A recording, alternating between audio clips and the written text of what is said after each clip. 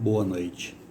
Este é um tutorial sobre cozinhar pinhão, sendo mais fácil a retirada de sua casca.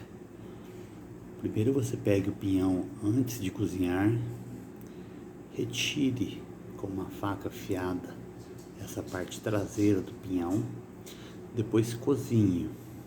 Depois de cozido, aproximadamente 10-15 minutos sem pressão, é só apertar que ele sai sem muito esforço. Está pronto.